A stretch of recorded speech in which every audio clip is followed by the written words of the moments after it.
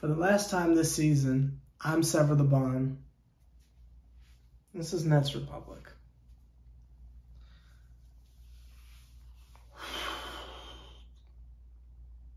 The Nets just got eliminated. They were swept by the Boston Celtics.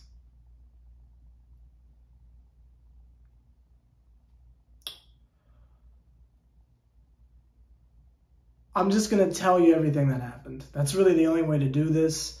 I'm just going to tell you everything that happened.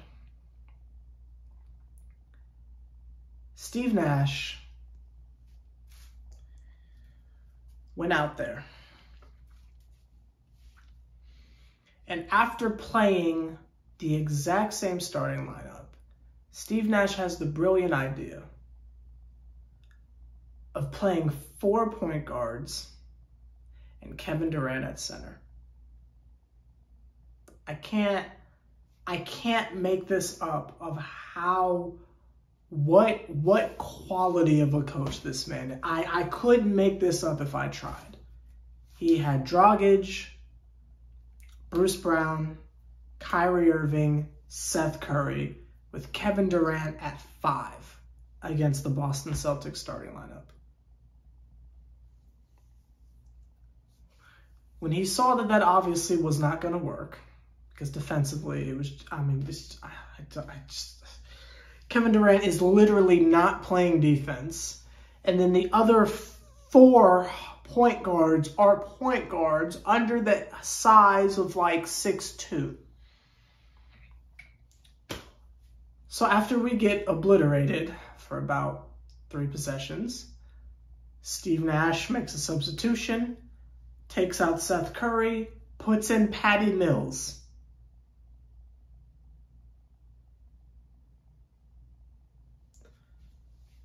Oh, God. Drummond played all of 5 minutes before he was benched and we never saw him again. Claxton received the majority of the minutes at center. Claxton still can't hit foul shots. I think he was like 1 for 12. Could have used those points, but we just left Claxton out there for some reason. Blake Griffin got some minutes, maybe 15 minutes worth. It was too late, but it's cool. Blake got to go out there. He did the Blakety-Blake stuff we know he's capable of doing with the charges and diving for the 50-50 balls, all the things that we've needed since the All-Star break, but, it's a little too late for that. Marcus Aldridge did not play a single minute this postseason. Marcus Aldridge almost died playing for us last year, but decided to come back. He could have went to the Lakers, he could have went back to the Spurs, he could have went anywhere, but he chose to come back here for unfinished business. We rewarded him by not playing him. Like, he got hurt in maybe February, and then he just literally never played again. He was healthy, could have went out there. Steve Nash wouldn't even try. Cam Thomas didn't play a single minute this postseason. And I know y'all are looking at the screen like, oh yeah, Cam Thomas. Yeah, he's still on the team. Didn't play a single minute. Is he hurt? No, he's fine. Just didn't get to play. Didn't even try. Kessler Edwards played 2 minutes maybe in game 1. Didn't see him again. Could have used him out there instead of Patty Mills and Dragic, but I just didn't even try. Steve Nash didn't even try. Day'Ron Sharp, averaging 20 rebounds in the G League. Didn't even play. Didn't even want to try it. Didn't even want to try it. And for people who were saying things like, well, we can't let Blake Griffin or LaMarcus Aldridge play because they'll get cooked. Saw what happened when Blake got minutes. Why not try LaMarcus? Why not try it instead of playing? What's that rotation? Let's count it. 5 point guards: Kevin Durant, Claxton, and Drummond. That's who got to play against the Celtics. 5 point guards: Durant, Claxton, Drummond. I don't just don't get it. And it's like we knew that something along these lines were going to happen because Steve Nash has proven that he is just so bad at his job that it's almost comical to not make any adjustments whatsoever, to still continue to run ISO KD, even to the last literal second. He just rode that into the sunset, and it didn't work. We knew it wasn't going to work, but it didn't work. If you look at the box score, you can say things like, oh, Kevin Durant did all he could. No, he didn't. Season ended how it normally ends. Kevin Durant comes up short, and we're standing there like, well, woulda, coulda, shoulda. Kevin Durant is supposed to be the best player in the world, and he didn't play defense for 4 games straight, and then proceeded to just watch and let us lose. And his version of trying his hardest and leaving it all on the floor is hoisting up 2 more bricks than he normally would in the 4th quarter as we lose. Jason Tatum stepped up. He fouled out, but he stepped up. Jaylen Brown stepped up. Marcus Smart stepped up. All those other dudes on the Celtics who I've honestly never even heard of, they stepped up. Kevin just said, okay, cool. I mean, like, again, say what you will about greats and legends like Carmelo Anthony. Yeah, they shot themselves out of many games, but at least they tried. Say what you want about Iverson, at least he tried. Kevin Durant didn't even try. There were reports leading up to this game that Ben Simmons was allegedly supposed to play. Last second, they pulled the plug. He's not going to play. First, they said he wasn't going to play Game 3. We said he was supposed to play Game 3. They said nope. Woke up with some back stiffness or soreness or whatever they're calling it. Then they just say he's not going to play today because the Nets literally just gave up on the season. So while the outcome of this game was never in doubt, I never questioned it. I didn't think they were going to come back and win at any point. This is just how the season has gone. I want to just take everyone down memory road just for a second, and we'll do a bunch of season retrospectives, if you will, over the course of the summer, because we got plenty of time to do it. They didn't even make it to May this year, but that's neither here nor there. I just really want everyone to remember how this all started. I'm going to ignore last season, and I'm just going to start with this season. This season started with the hope that we would have a healthy Kevin Durant, James Harden, and Kyrie Irving. There were reports coming out that there may possibly be a vaccine mandate. I jokingly said on my main channel, I jokingly said, yo, Kyrie's probably going to be the one to not get it, but let's not kill him for it. We already know something's going to be weird, but I'm sure it'll all work out. Reports came out. Kyrie's the one that's not vaccinated. I said, oh, here we go. Jokingly, I said, oh, here we go. Keep in mind, this is during the WNBA Finals against Phoenix and Chicago.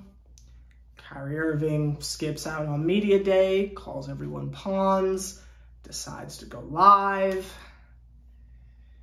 during the WNBA Finals, taking away viewership from them. And that's when it all went downhill. Kyrie Irving was not legally able to play. The Brooklyn Nets said, we can't have you be a part-time player. Go home.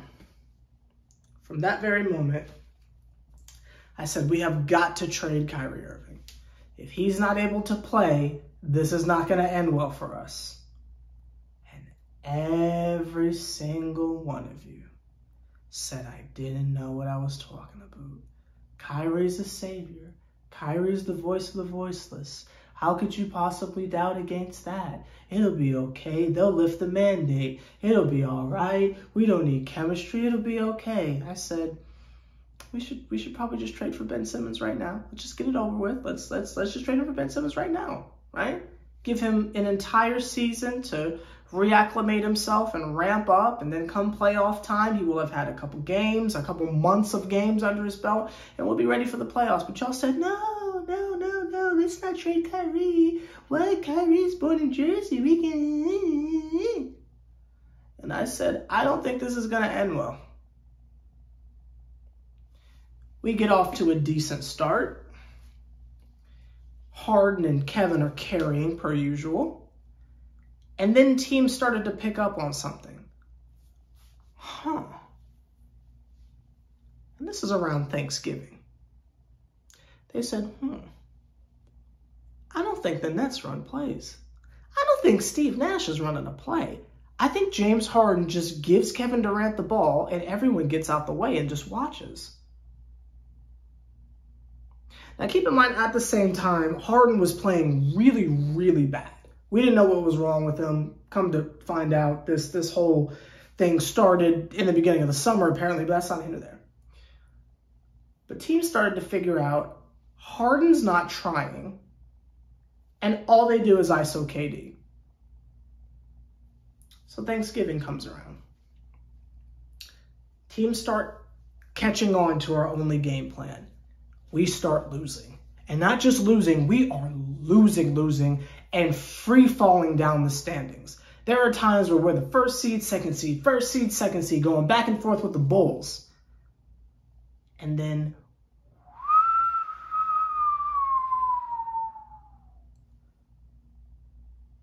Kevin Durant gets hurt.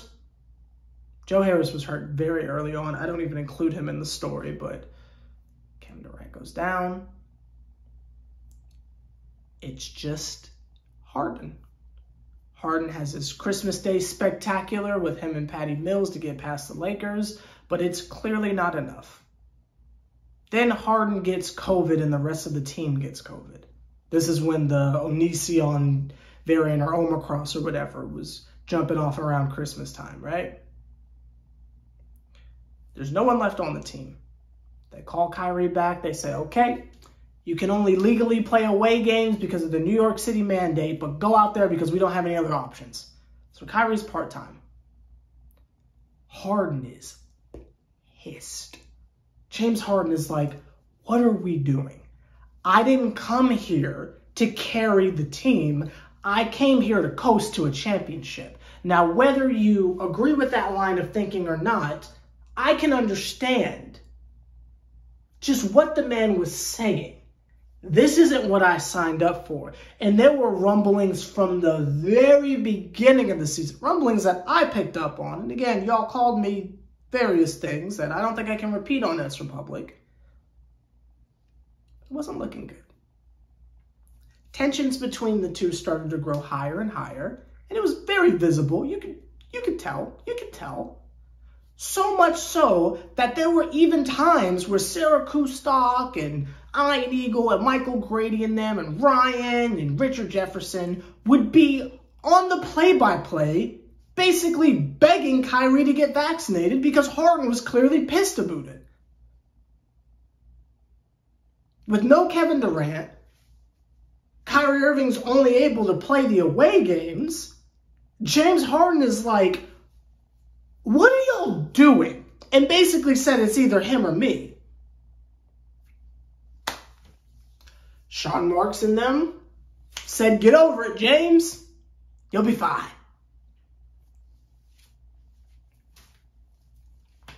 We fast forward to a couple of days before Valentine's Day, the beginning of February. Trade deadline comes around. James Harden was putting on such a hissy fit, of the likes of which we've never seen before from any human being ever, and forces his way to Philly. The Nets chose Kyrie Irving, who at the time legally couldn't play away games. I know that seems like a year ago, but he legally couldn't play home games. Again, not he was injured, not, he had beef with the security. He was by law not even allowed in the building at one point. He couldn't even practice for half of the year. They chose him over James Harden. James Harden gets traded. Who do we get? Drummond, Curry, Ben Simmons, ship off Paul Millsap as well. Okay. It'll be okay. We got a Curry. We got Drummond. We finally got Drummond. And we got Ben Simmons. Ben Simmons never plays. That was 2 months ago that we made that trade. Season's officially over. He never played.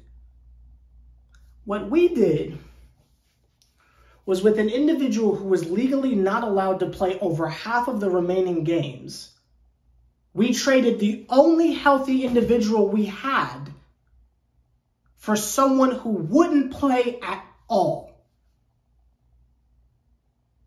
Because remember, Kevin Durant didn't come back until a little while afterwards, and Kyrie has only been able to play home games for the last month. So there was a period of time where the only individuals we had on the court who were able to play was Drummond and Curry. And there was like a day where they couldn't even play because Harden was at the adult entertainment club. Kyrie wasn't legally able to play. Kevin Durant was still hurt. So we were just stuck with Drummond and Curry and James Johnson in them. Kevin Durant comes back. Kyrie Irving's playing half of the games. Kyrie's going out of his mind on the away games. At first, it doesn't equate to wins. And again, I just want everyone to remember that at one point, we were on an 11-game losing streak. Like, I just want everyone to remember how bad things were when we made the eventual trade. So once we traded for someone who wasn't even going to play, leaving us with no one to play literally, because now we don't even have Harden, who granted was like pouting and trying to get out of here, but for valid reasons. Now we literally had no one.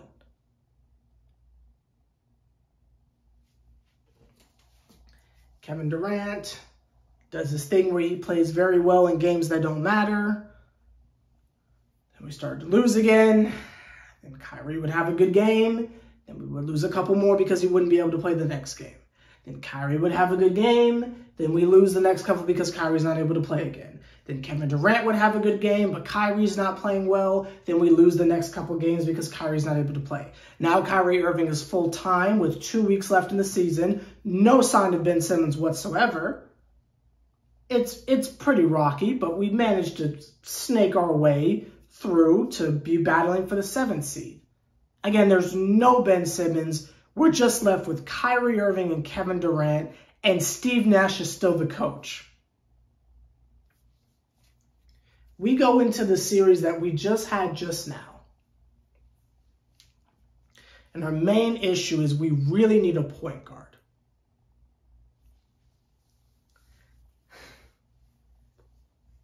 The solution to that was Dragic for some reason, who we all knew was going to get special treatment because of the Steve Nash thing, but it is what it is.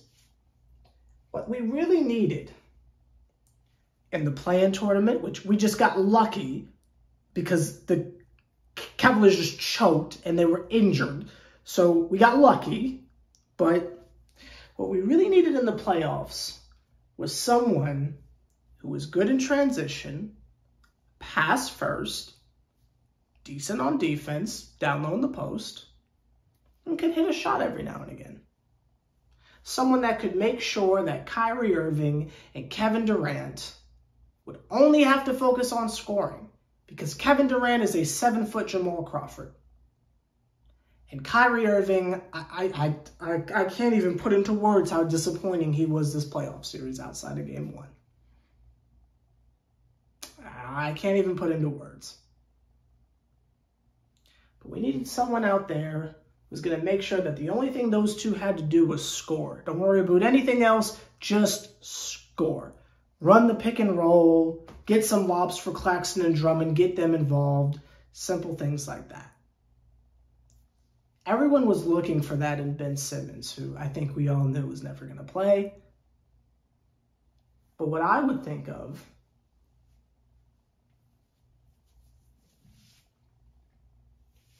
is James Harden. Now, this idea that if James would have just waited, all three of them would have been able to play, I don't think that's plausible. Not from the standpoint of we had no idea of knowing that the mandate would eventually be lifted, but from the standpoint of James Harden made it clear it's either Kyrie or me. And the Nets made a decision to say, we'll stick with Kyrie. It's an either or to me. And I can't tell you how many times this game specifically, it would have been great if in between back iron clanks by Kevin Durant and off the backboard up two misses and air balls from Kyrie, that we had a point guard who could just run down, run into the paint, elbow a couple people, possibly get fouled, but just slow the game down. How many times were y'all screaming at your TV saying, Kyrie, drive the ball. Kevin, go get fouled. Harden would have did that. Even if he didn't get the call, he would have did it. That's what he did. That's what made him so valuable. When Kyrie or Kevin would get kind of shaky around the third quarter as they normally do, James Harden would be there to calm everything down, drive in, maybe get fouled, maybe slow down the team, I don't know, do a little drive and kick action, something, little pick and roll, something. But without him, we were lost, and we were literally playing without a point guard and a coach, because Steve Nash is Steve Nash. Now, while this video is very pro-Harden, it's because I truly believe we made a very, very big mistake. I don't think we should have traded for him to begin with, but as I've said multiple times, these are the cards we were dealt. I am of the camp, and I know this camp is dying out. Maybe it's short-term memory loss. I don't know. But I am of the camp that believes that a starting lineup of Kyrie Irving, Karis LeVert, which Karis would have been running point. Let's keep it a Thowie. And Kyrie would have been shooting guard. With Kevin Durant, Joe Harris, and Jared Allen would have been enough. I think that would have been enough. They had the chemistry. We were just adding two superstars. That would have been enough. But they got greedy. Let's not forget Spencer Dinwiddie coming off the bench, but that's not him there. But they got greedy. I remember actually there were times where it was like Spencer starting and he was doing the ball handling. It was Karis coming off the bench. And then Spencer got hurt. And then we just had Chioza do it and Mike James. I thought that was a weird era, but that's not here or there. I feel like that would have been enough. But the Nets got greedy and decided to gamble, which is just what they seem to do. We gambled. We gave up all of our depth and youth and talent for James Harden. The only reason why we didn't make the finals last year, other than the fact that Kevin Durant choked as he normally does, which is what we've been seeing when he's by himself. He's just not good enough. It's okay to admit that. I'm not saying he's trash. He's just not good enough. And the proof is, we watch it. We've seen this 2 years in a row. He's just not good enough. Okay. Other than the fact that KD's just not good enough on his own, we had 3 healthy players going in. 3 healthy, dynamic scorers, which was what the team was literally packaged around. James Harden, Kevin Durant, Kyrie Irving. And even if one of them had a bad shooting night and the other 2 went off, you good. If James Harden gets his normal 30-point, a 12 assist, 15 rebound, triple-double, that's a mid-game for him, but, that's pretty good when you're adding it on top of, the 60 or 70 points Kyrie and Kevin gets you, because all they have to do is get open.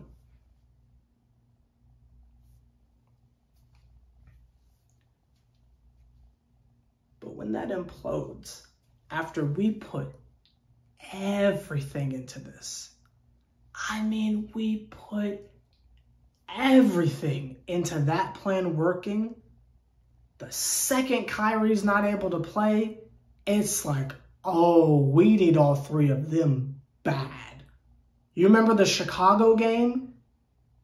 It's we need all 3 of them out there all the time or this team's just not going to win. You bring back LaMarcus Aldridge, you bring back Bruce Brown, you bring back Blake Griffin, all three people who I named who are on veteran minimums. And for what? As soon as James Harden was traded, I internally said, that's it. I don't know if I said it on camera, but I internally told myself, that's it. It's over. Unless Ben Simmons were to come back, which never happened. Again, I don't know how y'all thought this season was going to end. But how long have I been covering basketball on YouTube? I think this is my 8th season now. This is my 8th NBA season where I have been covering basketball on YouTube. I will say this one last time in closing because we have so many things to talk about this offseason. I'm just kind of rambling because it's like, what else do we do during a loss like this? I will say this again. Whatever problems that we see in preseason, that's probably going to indicate what's going to happen throughout the year. If they're not playing defense in the preseason, they're not going to play defense during the year. If we're too small and can't guard anyone in the preseason, we're going to be too small for the rest of the season. If not having one of our big three out there is a problem in the preseason, that's going to be a problem in the regular season. And while I expect everyone to repeat the same tradition that we do every year of I'll see a flaw in the preseason and say, we should probably address that. Y'all will say what you say every year. Sever, the season hasn't even started yet. The season will go through, we'll get eliminated whenever it happens, and we'll come back and have this exact conversation as we do every single year. One day y'all will listen to me. One day you'll give me the benefit of the doubt. But it's all good. All I can do is be happy that my season mode on 2K was made in October, like when the game first dropped. So I still have the version of our team that has James Harden and I forgot homie's name. That's a shame. DeAndre Bembry on it. So I'm good. I'm slapping folks around like that. Like I'm good. I got LaMarcus at center. Like I'm good.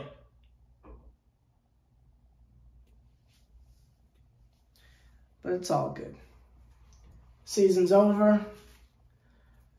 Nets Republic will continue to give you coverage of the off-season whenever news breaks. But let's just all take a collective exhale and just be happy that though you might have disagreed with everything I said in this video, especially the pro-Harden takes, we can all agree on one thing.